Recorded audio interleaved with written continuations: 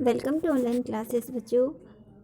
हमारा चतुर्दश पाठ चल रहा है समय से सदुपयोग, है ना, यानी समय का सदुपयोग। मैंने इस पेज को आपको समझा दिया था। आज हम उसके आगे के पाठ को समझेंगे। ठीक है, ये है समय का सदुपयोग। हमने समझा था कि समय को बर्बाद नहीं करना चाहिए, समय का सदुपयोग करना चाहिए। हमेशा समय बड़ा अनमोल होता है। अगर एक बार जो समय चला जाता है वो पुनः दोबारा नहीं आता है। ठीक है, तो आज हम उसके आगे के पाठ को समझते हैं। आचार्य छात्र को समझा रहे हैं। शृण्वन्तु अधावधि ये महापुरुषा जगति प्रसिद्धाः अभवन् तेषां जीवनचरित्रस्य अध्ययनेन ज्ञायते यत् ते बालकालादेव अहोरात्रं कर्मपरायणा आसन्, एकमपि क्षणं निरर्थकः नहि वितवन्तः।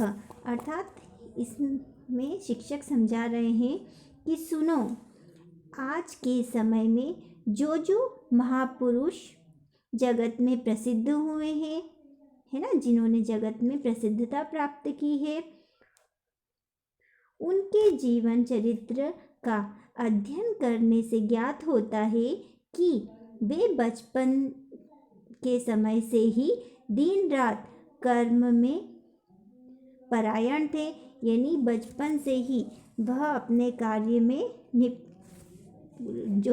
लीन रहते थे, अपने कार्य में परायण रहते थे।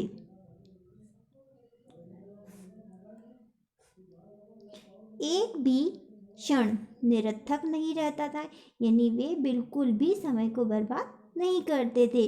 कार्यम वा साधयेयम देहम वा पात्येत इत्येव तेषां लक्ष्यं बभूव, यानी वो बिल्कुल भी समय को बर्बाद नहीं करते थे।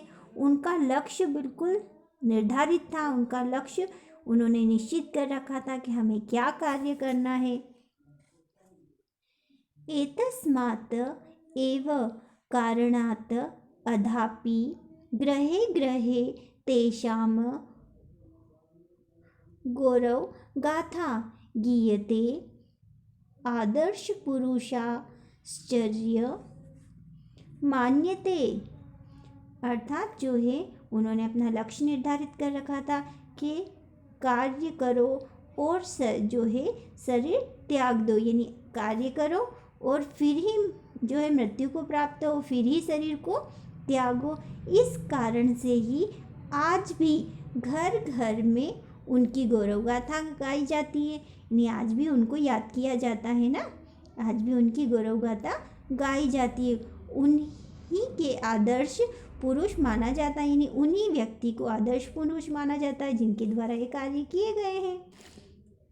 यदि भगवान शंकराचार्यः अहोरात्रं परिश्रमं न अकरिष्यत समये अपि भारते दिवानिशकं न अभ्रमिक्षयत, स्थाने स्थाने विरोधिनां सिद्धान्तरं न अखण्ड्यस्यत, तहि पुनः भारते वैदिकधर्मस्य प्रचारः न अभविष्यत। अर्थात जो है, यदि भगवान शंकराचार्य ने दिन रात परिश्रम करके या फिर मेहनत नहीं किया होता तो समस्त भारत में ही नहीं भटकते, तो जगह जगह पर जगह जगह पर विरोधियों के सिद्धांतों को खंडित नहीं किया जाता, है ना, उनके सिद्धांतों को खंडित नहीं किया होता, तो पुनः भारत में विश्व धर्म का प्रचार नहीं होता। मतलब अगर वो प्रयास नहीं करते, अगर वो इस तरह से परेशान नहीं होते, इस तरह से मेहनत नहीं करते, तो आज क्या है, उनके धर्म का प्रचार हो पाता? नहीं हो पाता, है ना, उनके धर्म का कोई प्रचार नहीं हो पाता। गांधी सुभाष चंद्र चंद्रशेखरादयः भारतीयाः कठिनपरिश्रमेण समस्य सदुपयोगं कृत्वा गोराण्ड जनान् देशात् बहिः कृतवन्तः। स्वराज्यं च प्राप्तवन्तः, तथा च ये छात्राः क्षणं क्षणं संयोज्य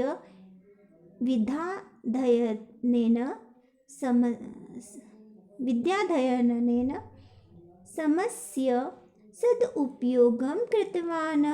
ते एव विद्वांसः उच्चनागरिकाः अधिकारिणीः वा अभवन्। अर्थात कहा गया है कि गांधी जी, सुभाष चंद्र, चंद्रशेखर आदि भारतीयों ने कठिन परिश्रम के द्वारा समय का सदुपयोग करके अंग्रेजों को देश से बाहर किया और स्वराज्य प्राप्त किया, तथा छात्र क्षण क्षण योजना से विद्या अध्ययन से समय का सदुपयोग करते हैं।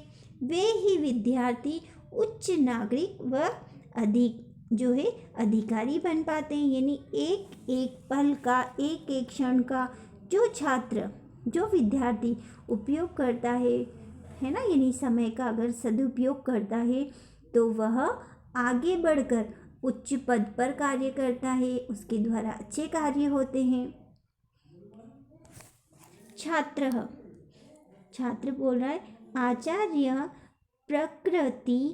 प्रकृतिरपि किम समय पालनम शिक्षयति। वे पूछ रहा है, हे आचार्य, प्रकृति भी क्या समय के पालन की शिक्षा देती है?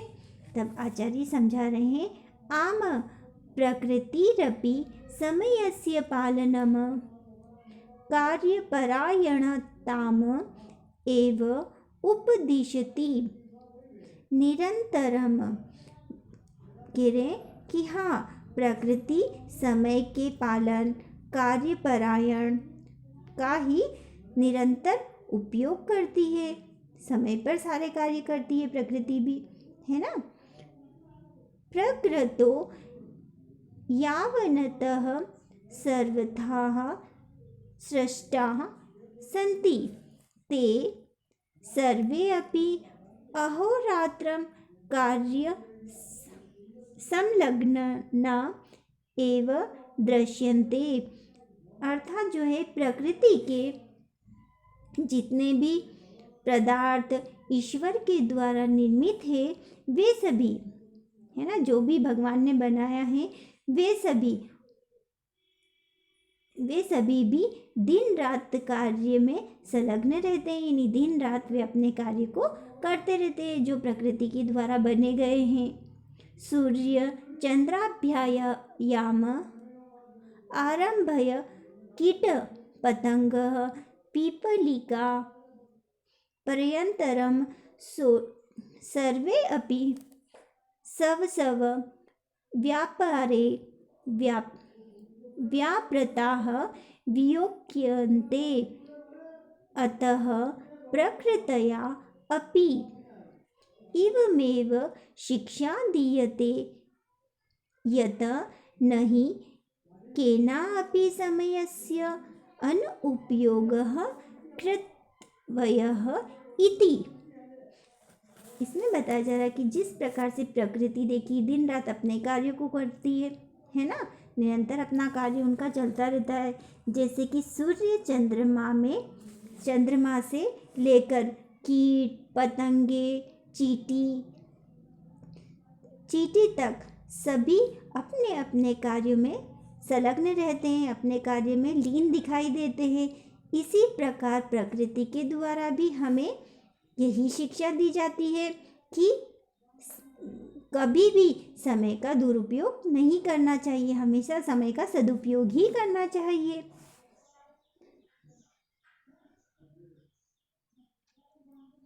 अतः अस्माभिः आलस्यं विहाय सर्वदैव समय सदुपयोगः कर्तव्यः, न तु कदाचित् एकमपि क्षणं व्यर्थं यापनीयम्।